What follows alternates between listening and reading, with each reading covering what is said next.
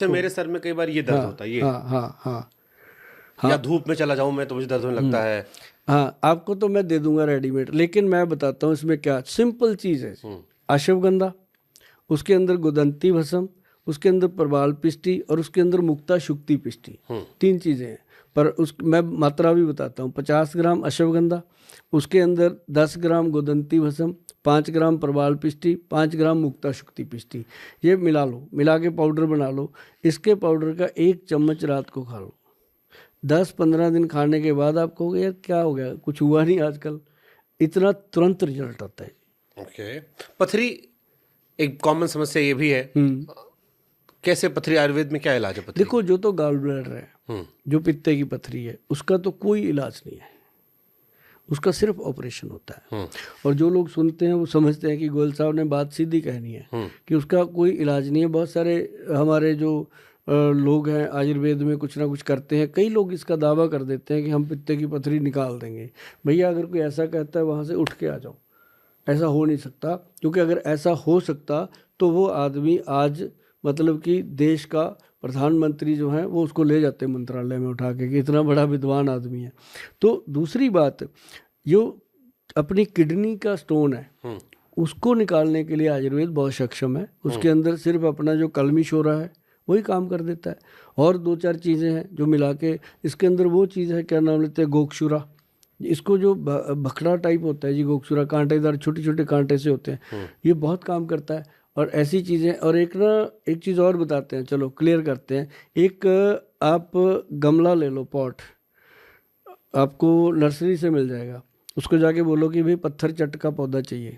उसका नाम ही हमारे बुजुर्गों ने पत्थर चट रखा था कि उसके पत्ते को 2-3 पत्ते तोड़ो, मिलाओ, कटोरी में कूट पीस के उनको खा जाओ चटनी की तरह, ऐसे ही। तो वो जो खाने शुरू कर दिया ना जी, 15-20 दिन में आपको पता चलेगा कि पथरी बाहर जा रही है। और इतने कमाल के रिजल्ट मैंने उसके देखे हैं जी। क्योंकि मेरे पास कई ऐसे भी आ जाते हैं जो उनको मुझे पता होता है कि इनको दवाई तो देनी है, तो उनको मैं ऐसी चीज़ें बता के भेज देता हूँ और वो कहते हैं कि गोल साहब बहुत फ़ायदा हो रहा है। तो ये छोटी छोटी चीज़ें हैं सर, आपके चैनल से मैं बता रहा हूँ लोगों को, और मुझे उम्मीद है कि लोग करेंगे तो बिल्कुल आपको भी और हमें भी थैंक्स भेजेंगे। मैंने अभी कहीं रिसेंटली सुना कि आयुर्वेद में मेंटल हेल्थ की बात बहुत पहले कर दी गई थी। आजकल डिप्रेशन एक बहुत बड़ी समस्या है, डिप्रेशन, एंजाइटी, आयुर्वेद में इसका जिक्र है और कैसे दूर कर सकते हैं? अगर डिप्रेशन का, एंजाइटी का कोई ट्रीटमेंट है तो वो सिर्फ आयुर्वेद में है। कैसे? इसमें पंचकर्मा बहुत हेल्प करता है। जैसे उसको पेट का पूरा सफाई करना, उद्वर्तन कहते हैं, जैसे उसको वॉमिट करवाना और उसको लूज मोशन लगाना 4-5 दिन, बिल्कुल अंदर से कपड़े की तरह उसको वॉश कर दिया।